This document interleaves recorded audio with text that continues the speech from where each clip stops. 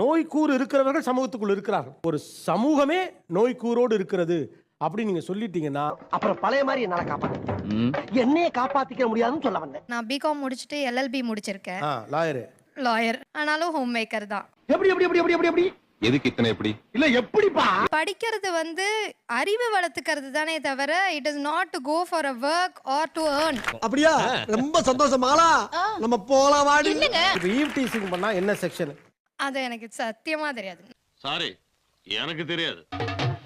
Knowledge gain பண்ண தானே படிச்சேன். ஆமா, 7 வருஷம் ஆச்சு படிச்சு முடிச்சு. 7 வருஷம் ஆனா என்னங்க? பிராக்டீஸ் பண்ணல. I don't care.